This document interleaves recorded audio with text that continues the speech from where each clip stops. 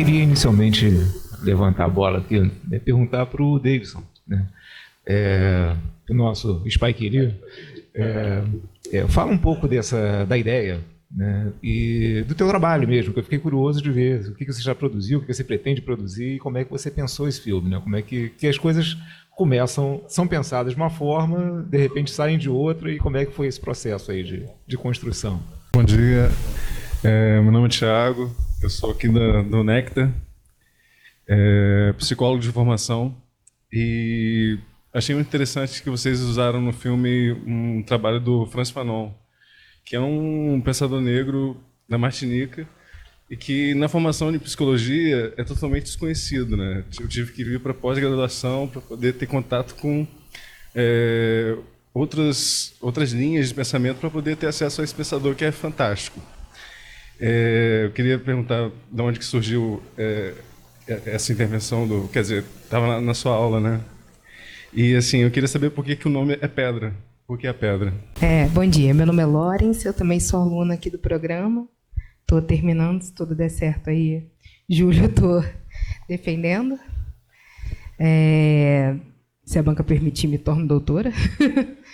E eu queria perguntar, o Roberto já comentou um pouquinho, mas queria ouvir todo mundo, como foi a relação de vocês com a imagem? Eu recentemente tive uma aventura aí no audiovisual e foi um processo muito difícil de ficar diante da câmera, de ficar à vontade com a câmera, de pensar como é que seria a projeção da minha imagem, e o processo de se ver na tela também é muito complexo, porque a gente não se vê, né?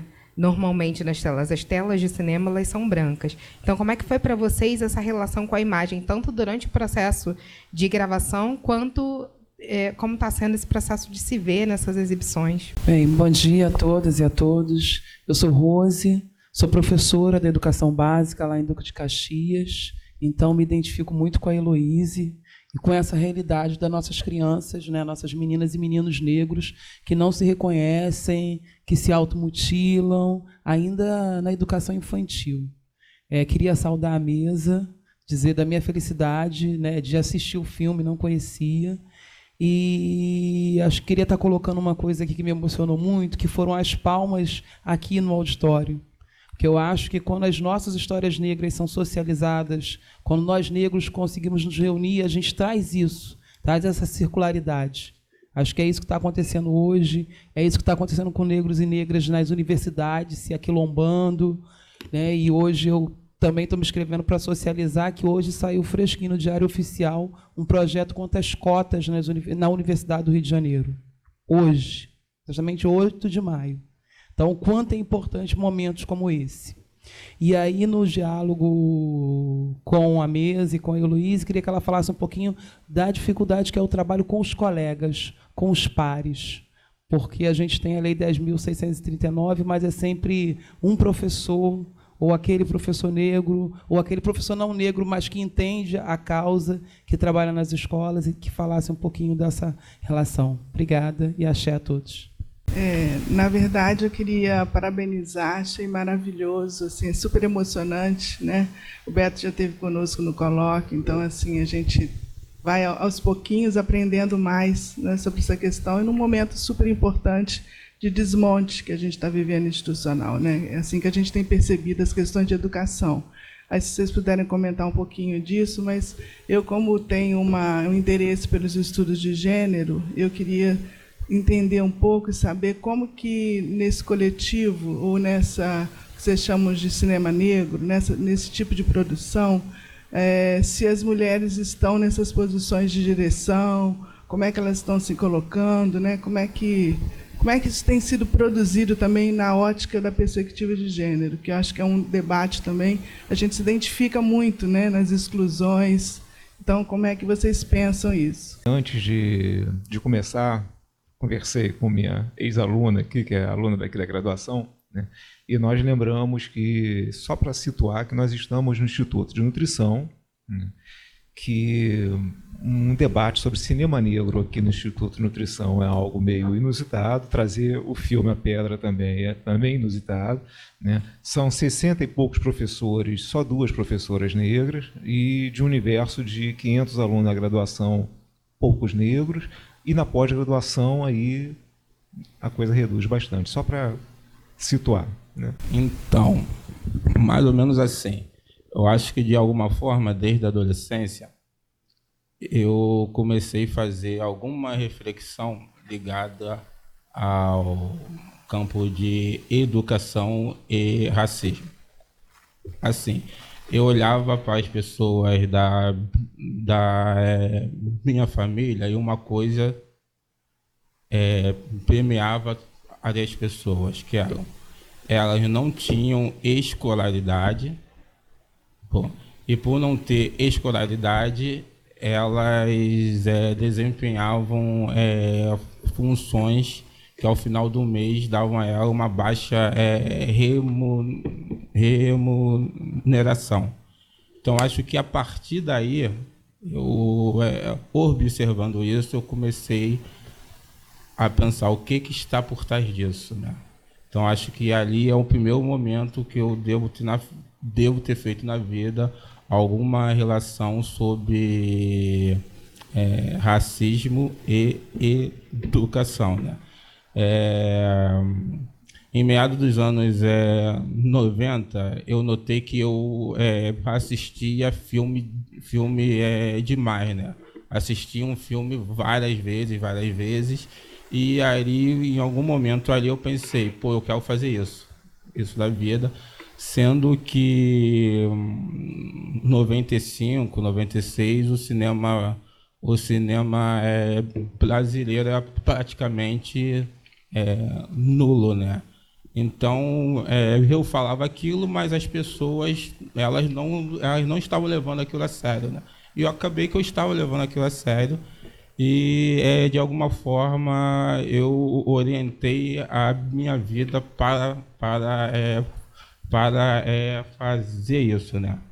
Então, isso foi um processo mais ou menos de um desejo que nasceu lá atrás, né? Então, outra questão importante falar,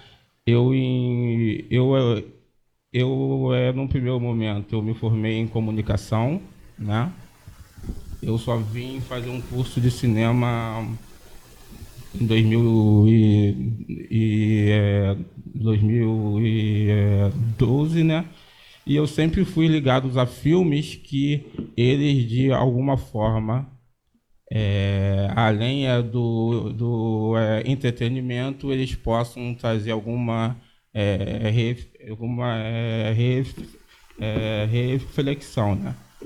Então, basicamente isso, né? Então, o título do filme, ele não tem, assim, acho que o título do filme funciona como...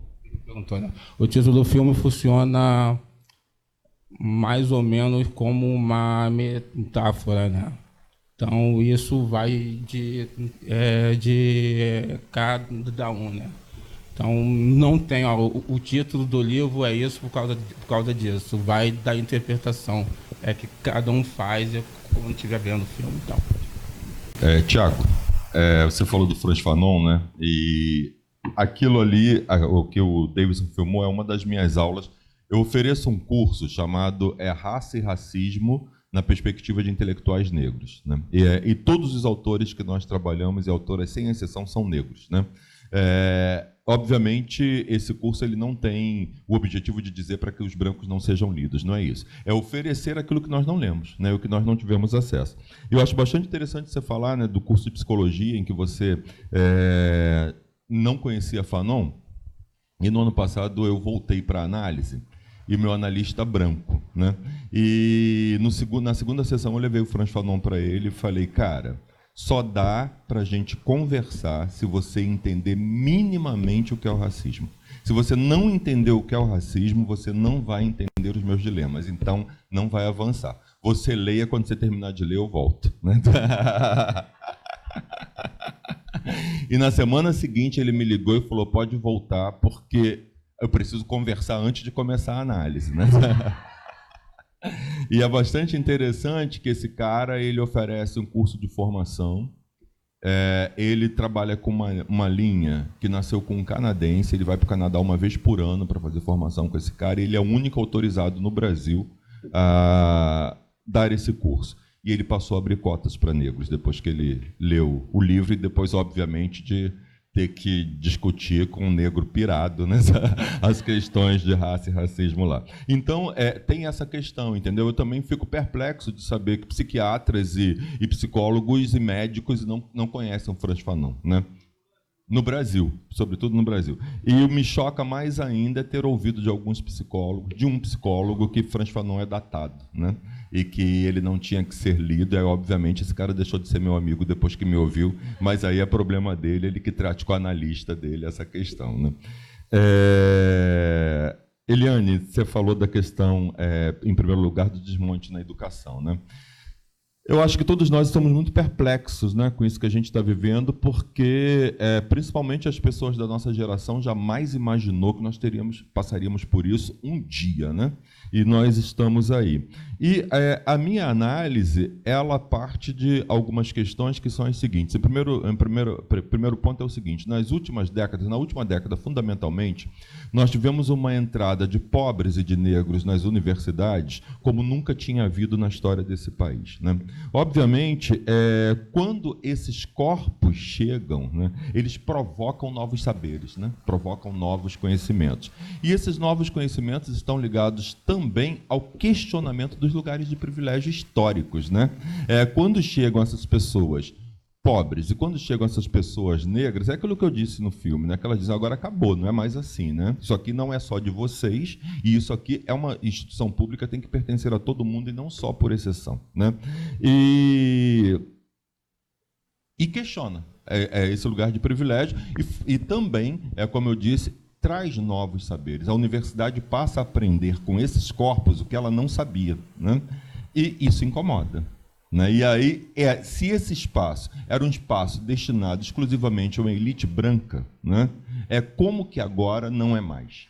Né? Como que chegam esses pobres periféricos, esses favelados, essa galera do morro, da Baixada, esses pretos, essas pretas, né, esse monte de viado, sapatão, travesti, chega aqui e diz que agora não é mais assim. Isso tem que ser destruído, né?